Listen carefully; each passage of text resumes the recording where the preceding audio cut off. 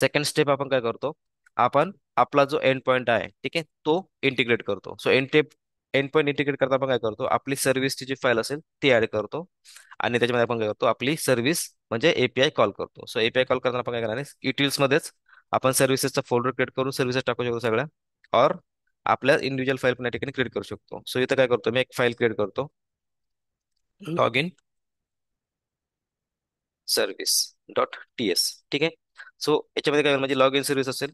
Log in service म्हणजे माझं इथं एपीआय कॉल होईल आणि एपीआयचा रिस्पॉन्स मला जसा पाहिजे तसं मी रिटर्न करेल. ठीक आहे. सो इथं काय करतो मी, एक फंक्शन, सो कॉन्स्ट, माझं इथं फंक्शन नाव द्यायचं आहे. ठीक आहे. व्हॅलिडेट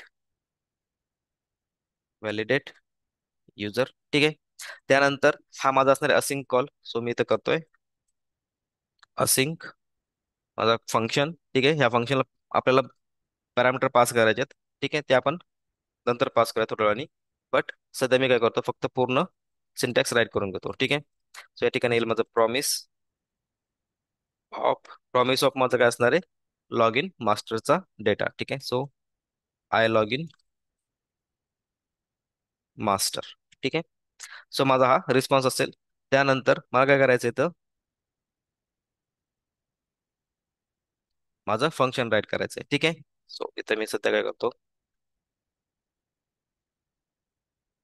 एक कॉन्स्ट. ठीक आहे. कॉन्स्ट याच्यामध्ये माझा असेल रिझल्ट. त्यानंतर इथं माझं काय करणार आहे, फेच इथं कॉल होईल. ठीक आहे. फेच मध्ये माझी एपीआय कॉल होईल. ठीक आहे. हे असेल अवेट मध्ये. ठीक आहे. असिंक आणि अवेट आपण इथं यूज करतोय. So await. त्यानंतर आपलं काय करायचं आहे, रिटर्न आपला रिझल्ट डॉट जेसन मध्ये कन्वर्ट करून आपण रिटर्न करतो. So dot JSON. ठीक आहे. सो अशा प्रकारे आपण काय केलं, आपला एपीआय या ठिकाणी राईट करतोय. ठीक आहे. सो ठीक आहे. सो असिंक या ठिकाणी आपण केलं. ठीक आहे.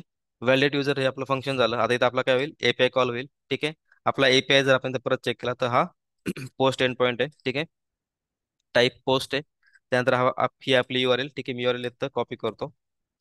त्यानंतर इथं मी पेस्ट केलं. ठीक आहे. सो पोस्ट एंड पॉईंट आहे, तर आपण काय करतो, सेकंड पॅरामीटर पास करतो, ज्याच्यामध्ये आपण काय करणार आहे, आपला मेथडचा टाईप, त्यानंतर त्याला लागणारे हेडर आणि बॉडी पास करतो. सो सेकंड पॅरामीटर आपण इथं पास करूयात, कॉमा.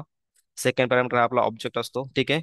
याच्यामध्ये आपला फर्स्ट असेल मेथड, मेथड असेल आपली पोस्ट. ठीक आहे. त्यानंतर सेकंड आपला असेल हेडर.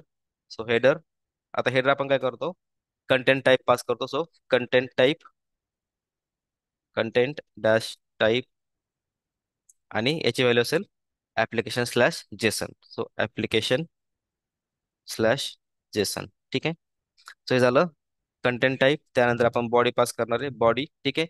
आता बॉडी आपण काय करूयात, जो इथं पॅरामीटर येईल त्या पॅरामीटरनुसार आपण काय करणार, आपली बॉडी पास करणार. सो आता इथं काय करू, आपण पॅरामीटर ऍड करून घेऊ. आता पॅरामीटर मध्ये आपल्याला काय करायचंय, आपला जो फर्स्ट इंटरफेस होता, ठीक आहे, लॉग इन बॉडी, त्या टाईपचा काय असणार आहे, आपला बॉडीचा पॅरामीटर असणार आहे. सो हा इंटरफेस आपण काय करणार, यूज करणार, आणि त्या इंटरफेसचा यूज करून आपण काय करणार आहे, आपली लॉग इन बॉडी या ठिकाणी यूज करणार आहे. सो तुम्हाला एक्सपेक्टेड काय, log in body of type I log in body. ठीक आहे. अशा प्रकारे आपण काय करणार, आपला याला एक पॅरामीटर असेल ज्याच्यामध्ये दोन प्रॉपर्टी असतील. ठीक आहे. सो इथं काय करतोय मी, आता याला काय करायचंय, बॉडीला पास करायचंय.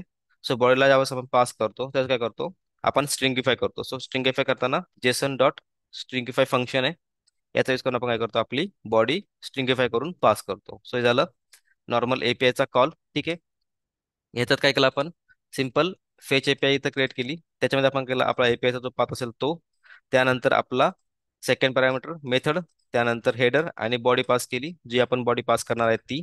त्यानंतर आपण काय केलं, तर त्याला रिटर्न केलं इन जेसन फॉर्मॅटमध्ये. ठीक आहे.